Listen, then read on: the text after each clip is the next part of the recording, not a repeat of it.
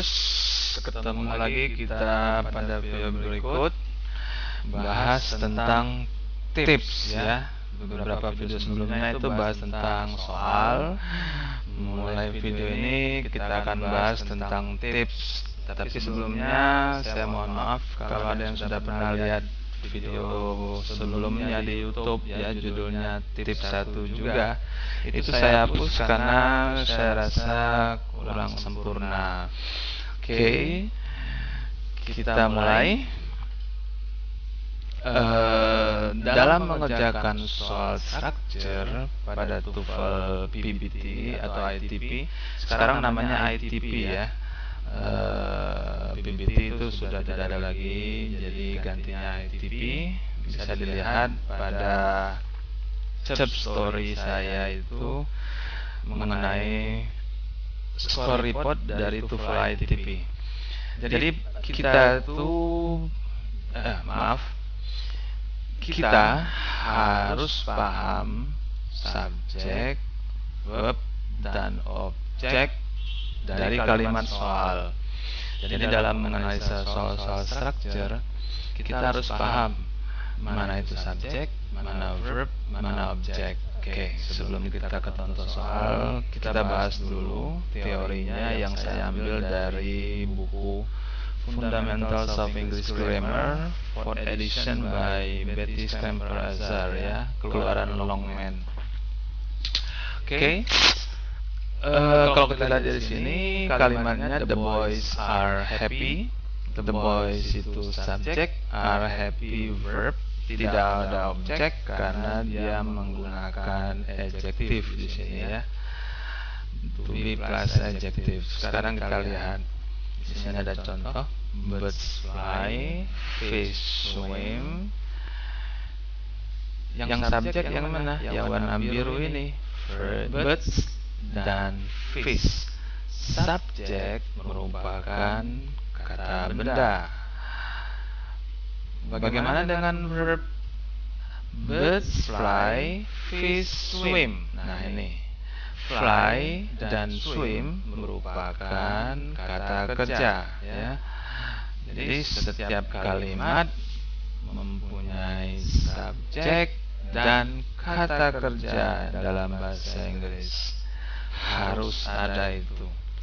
Harus ada subjek, harus ada verb. Bagaimana dengan objek?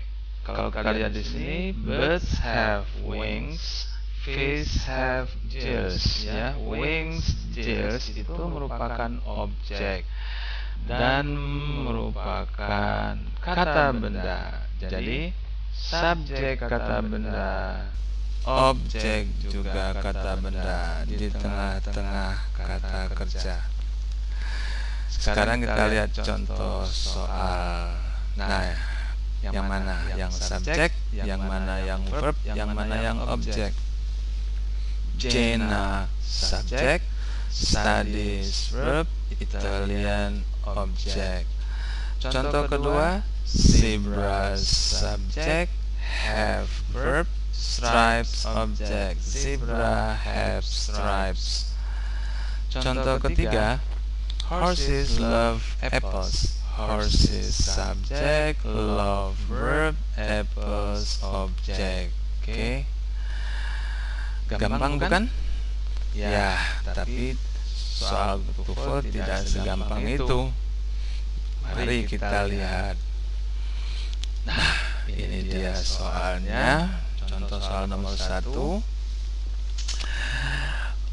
Kalau kita sudah paham mana subjek, mana verbs, mana objek, soal TOEFL tidak sesulit yang kebanyakan orang perkirakan ya. Seperti soal ini, kalau kita sudah paham, kita cari dulu subjeknya. Subjeknya yang mana? Animals. Yang ini cuma tambahan. Great numbers of tiny cell animals. Animals inilah yang kata inti. Jadi sebagai subjek. Ada verb? Tidak ada. Berarti jawabannya live. Oke? Itu sudah saya merahkan. Contoh kedua, Nih.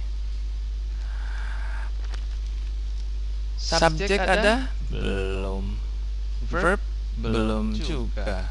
Objek ada, images. Berarti kita perlu subjek dan verb. Ini subjek dan verbs. Oke. Maaf sudah saya merahkan tadi ini karena rekaman kedua sebenarnya ya. Tadi banyak salah. Oke, contoh ketiga. Acid are chemical compounds that. Oke. That apa?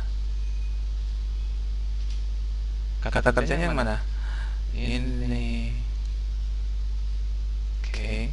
In water solution itu additional info ya, info tambahan. Oke.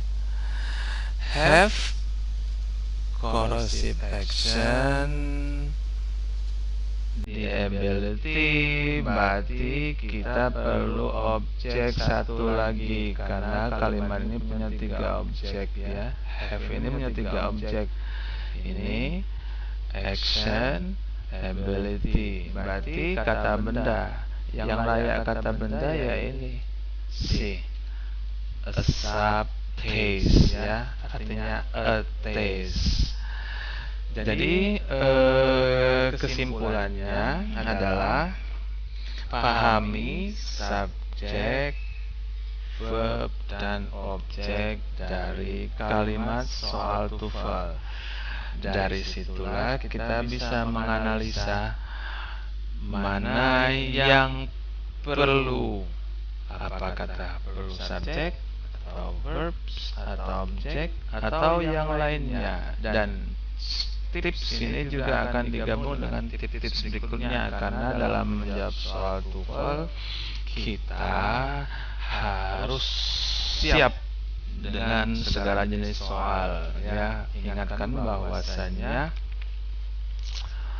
TOEFL itu yang membuat soal TOEFL berprinsip kalau bisa dibuat sulit, kenapa dipermudah? Seperti ini, kalau Anda bandingkan dengan ini, jauh bukan? Oke, saya rasa sekian dulu. Sampai bertemu lagi pada video berikutnya. Semoga bermanfaat and thanks for watching.